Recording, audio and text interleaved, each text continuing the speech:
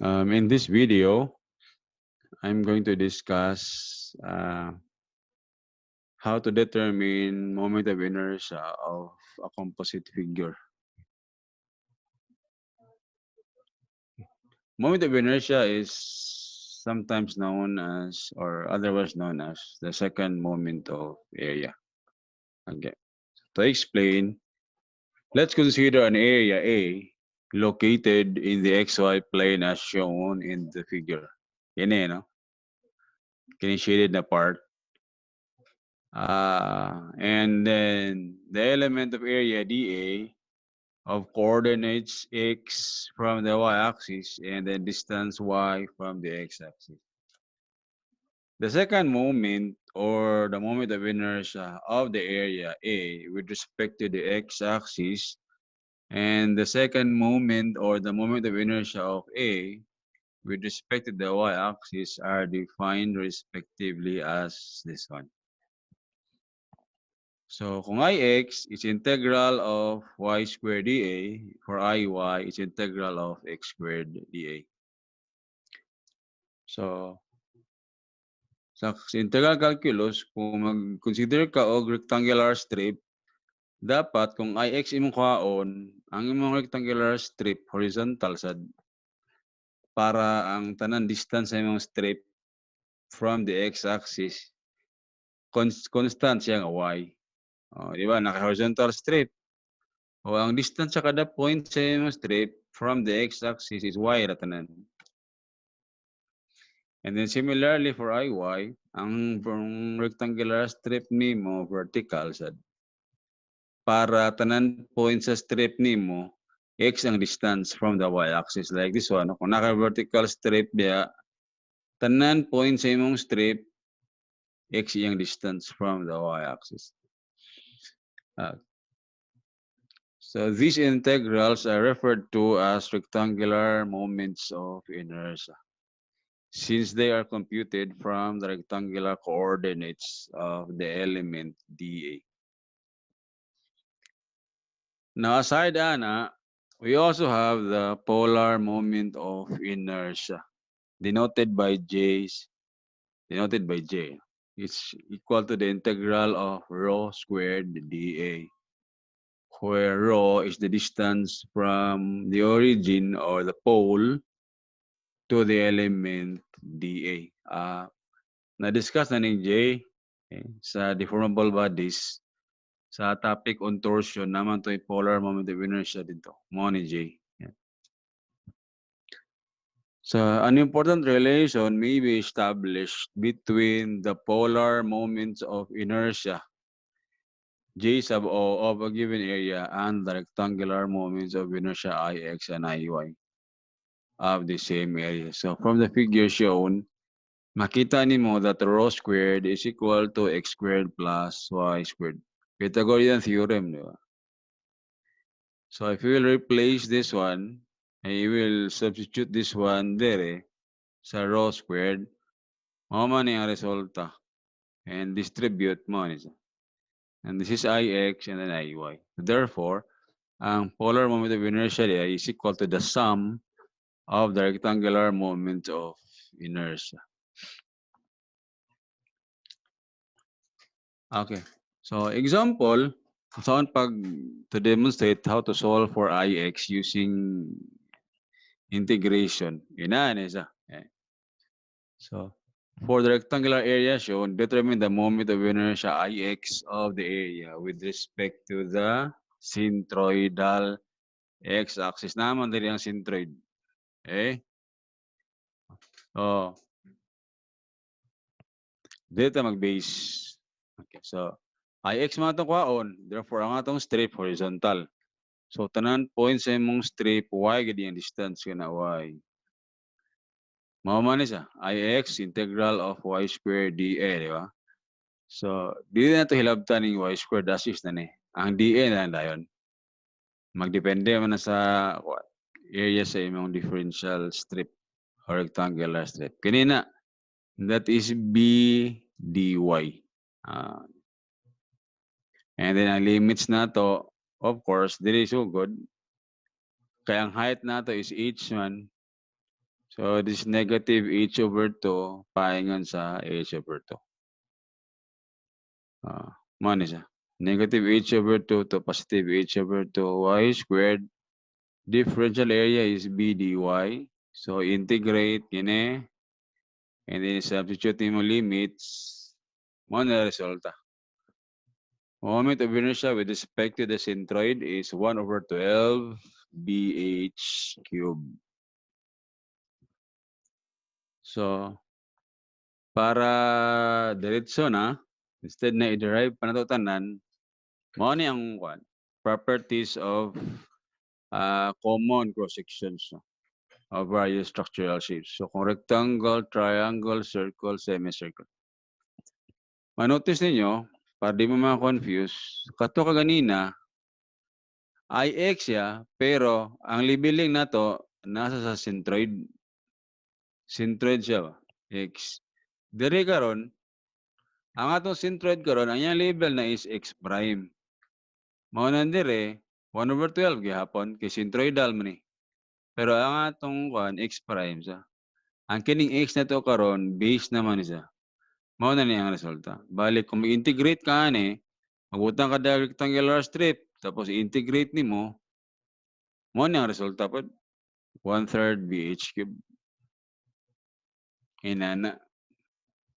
And dali lang siya memorize kaya ang IX ug IY ang exponent ra ang gibalhin ba like BH cube sa Y B cube H pod dire same ra po sa base 1/3 BH cube sa Y 1/3 B cube H. Kini polar moment of inertia with respect man sa centroid. So i-add na to ang X ug Y mo ni sa centroid, di ba? O i-add na to mo na resulta. Now in the case of triangle, dire ang ipakita is only IX. Kaya unahin man itong triangle good. Pero kung right triangle ni, nani ay Y. Same ra po. Ang atong Y, B cube H, pero 1 over 36 ihapon. Centroid niya. Ay Y. Pero in this case, ang atong bending kay isa ra mango dire ra mo atong bending sa deflection ba. So IX ra to i-consider. Dito mo consider Y. Okay. Sa circle, mano siya atong IX. 1/4 pi r to the 4th. Okay. So, kung semicircle, inani po. Sa centroid, nailahay nga solusyon sa pagkuha sa moment of inertia sa center sa semicircle. Gamitin na ito og lahi nga method after ma-discuss ang kining parallel axis theorem. So, this is the parallel axis theorem. So, okay. Consider the moment of inertia Ix of an area with respect to an arbitrary x-axis, any axis, any horizontal axis, bale, aside sa centroid. Diba? So, kini centroid naman centroidal axis man Ang arbitrary axis na to, it could be dire, diya, sa ibabaw, bisan asa. Wala lang appeal ang kaya centroidal axis. Okay. Denoting the y distance, denoting by y the distance from an element of area dA to that axis there, kini y, no? We recall that Ix is equal to y squared dA. Inana. Now, let us now draw the centroidal x-axis. And that is the parallel axis, the axis parallel to the x-axis, which passes through the centroid of the area. Denoting by y prime the distance from the element dA to that axis, we write y equal to y prime plus d, where d is the distance between the two axes. You try to familiarize one. D is the distance between the two axes. And two axes ani is arbitrary axis and centroidal axis. Muna ang duha ka axis dali. And then substituting for y in the integral representing ix kini ang y pulihan na to ani no. Replaced by y prime plus d mo ni ang resulta. Okay. Ato i-explain ang per term. Sige. Ang kining first term, moment of inertia ni with respect sa centroid. Kung makita nimo dire kini, moment of inertia man ni with respect sa x. Kayang y, distance man gikan sa element paingon sa x. So ix ka. Pero kung y prime siya, kini distance sa element paingon sa x prime axis, then moment of inertia po siya with respect sa x prime. Centroidal siya nga moment of inertia.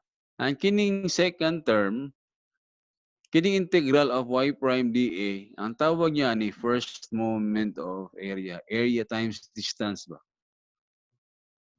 With respect to x prime, kasi siyempre, ang atong y prime, distance man sa element to centroidal axis.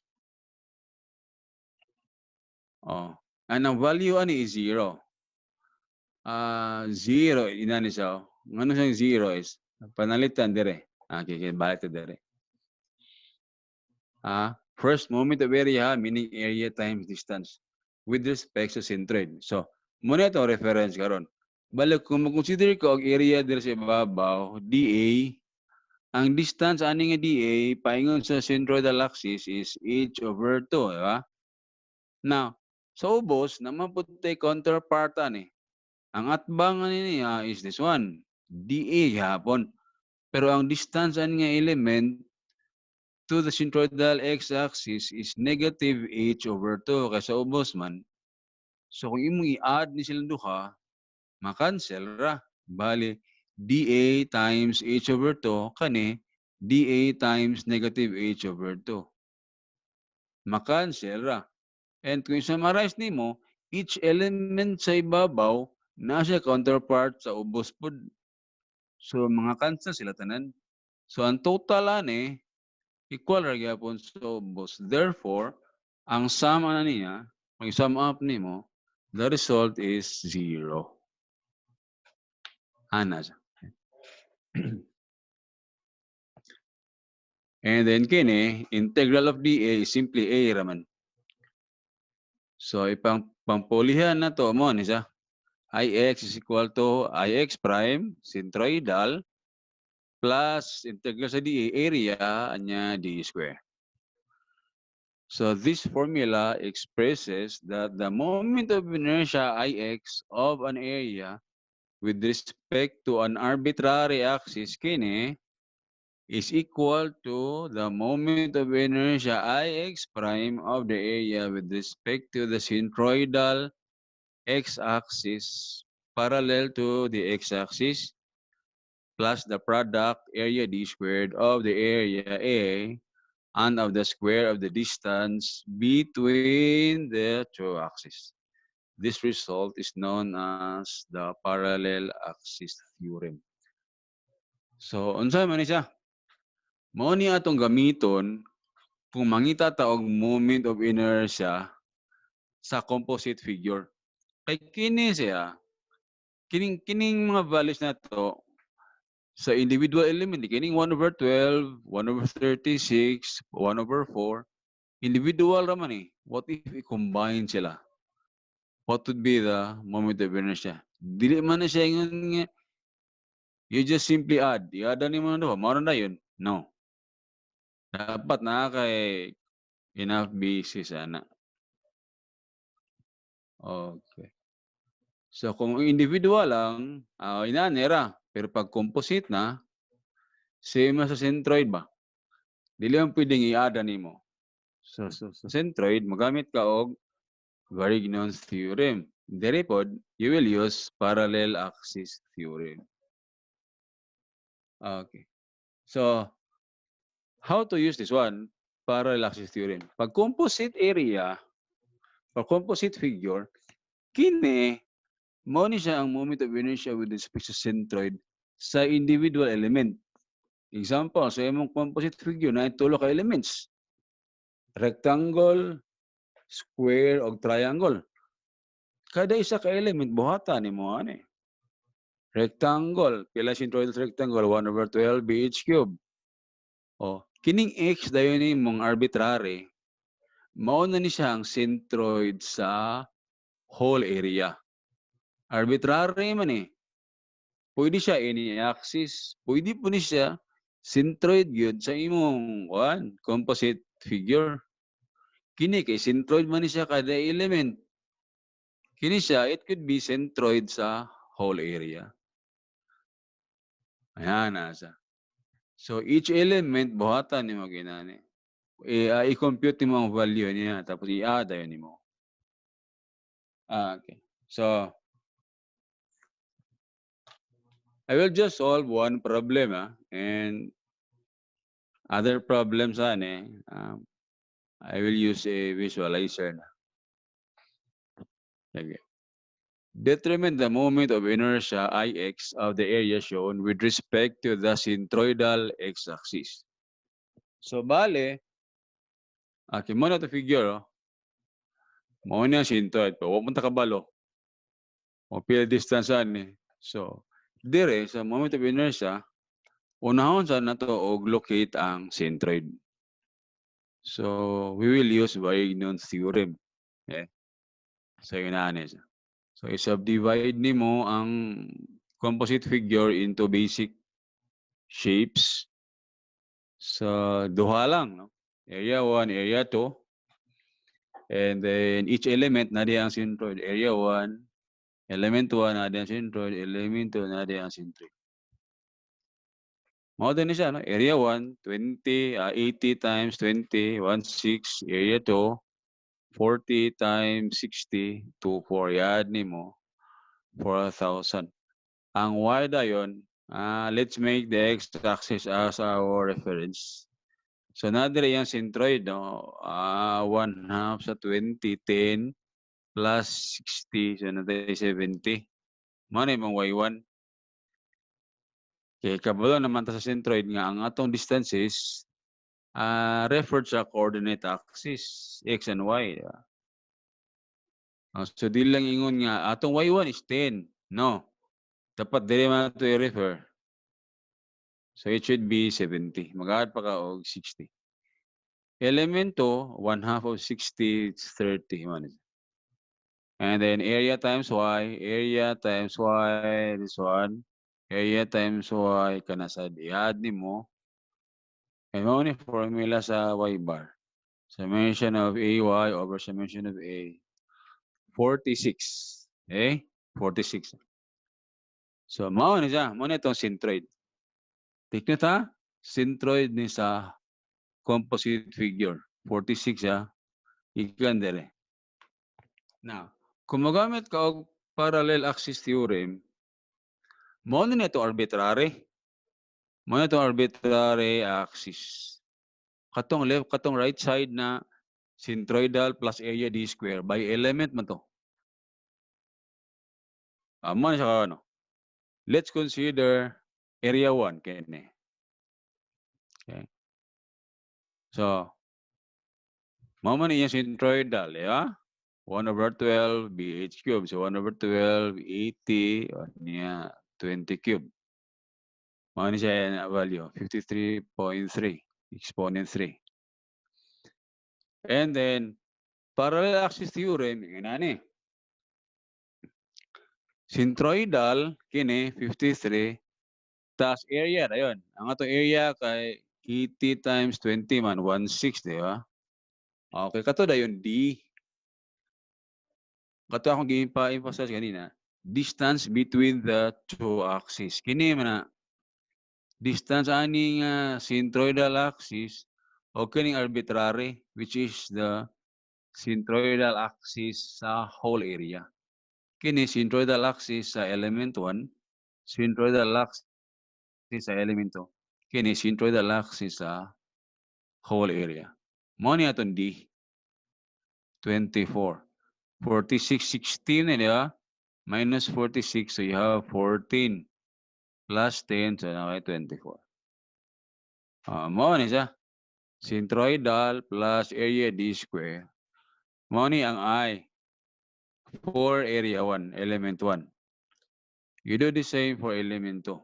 So, sa element 2 or area 2, mo ni ang centroidal, 1/12 base 40, 60 ang height cube, and then area 40 times 60, dito dayon.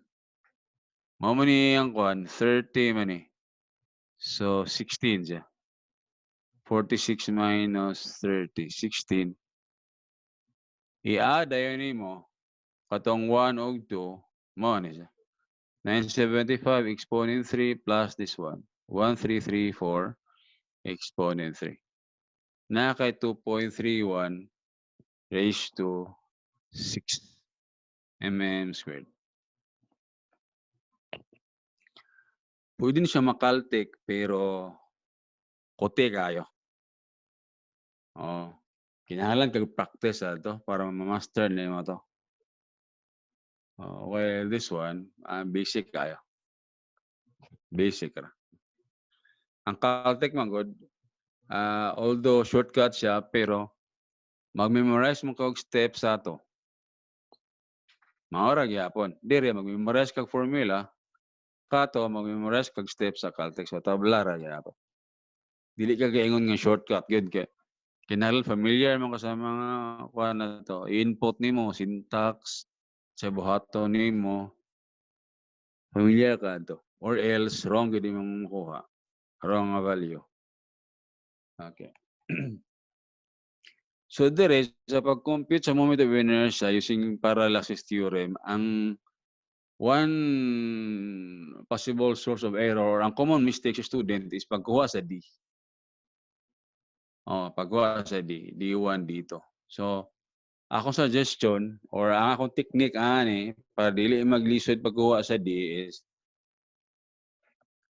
ana lang, y minus y bar. So pila may di ba na? Ha? Ang atong D1 is 24. Ang atong D2 is 16. Bale ko diri ha. Okay. Ang akong style is dali raman mag 1/12 BH cube. Dali ra na siya. Sa PKS pa 1/12 BH cube. Area naman ta area. Ang D na lang. So ang akong technique ani paggawa sa D is y minus y bar. Regardless of sign, mas square man gyapon to D square, di ba? So tanawa 1 70 minus 46, that's 24. Di ba? 70 minus 46, that's 24. Di dayon, 30 minus 46, that's negative 16. Pero mas square man, okay ra. So 24, ang isa 16. Para dili na ako magsigig plot ani ba? Kaya usahay pag substitute ani pagbutang ani mga values diha malibog diya usually maglibog. Pero kung nakaset na daan imong utok na ang D is y minus y bar, regardless of sign, anyway, square man gyapon. Ana lang. Okay. Now, na ako'y own technique ato. Mo na siya nga alternate solution is nearest style. Okay. Mo na akong diskarte sa paggamit sa parallel axis theorem. Ang pangitaon is kini, di ba? Moment of inertia with respect ani centroid. Kini gyapon ako gigamit. Kini gyapon. Pero kini akong kuan, bali whole area ni siya. Tapos kini akong kwaon. Centroidal man ni sa whole area. Kwaon yan ako ning IX. So diri ko mag-base. So bale una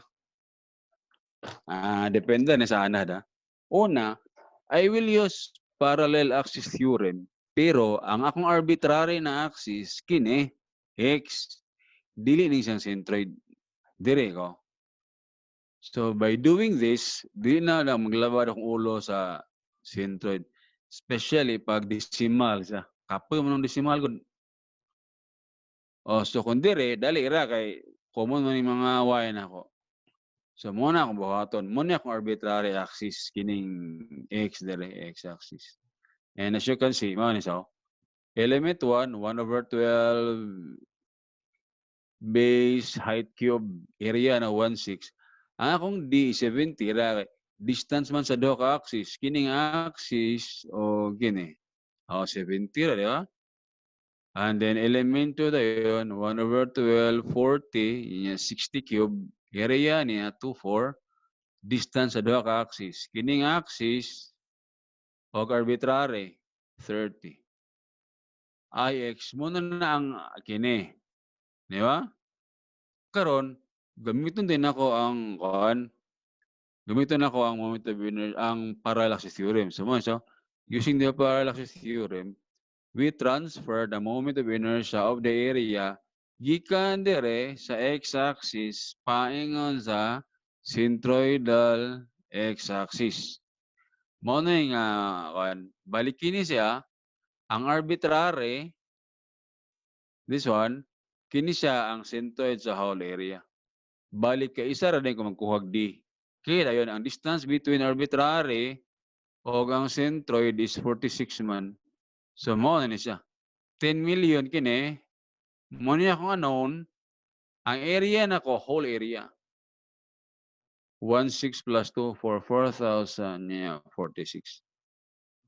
Pareho ra na siya. So sa nga pamaagi kay isa ra ko mo deal aning y bar. Kay kung decimal ni libog man eh. Okay, so if you want to use this my style, pwede ra. Pero kung dili, pwede ra po kitong kaganina na instead na mag-draw kaginginani, pwede ra nga ang d mo, it's simply y minus y bar. Regardless of sign, may square man yan. Pwede ra. Pwede ra yun nato. Kung convenient ka magamit na ito, okay lang. Or if you want to use my style, pwede ra sa same result, it's 2,309,000 na. I-run off na niya dali. Okay, so that's it. I hope that you have learned something in presentation. Okay. So feel free to ask questions lang pag you want to clarify something. Okay, thank you.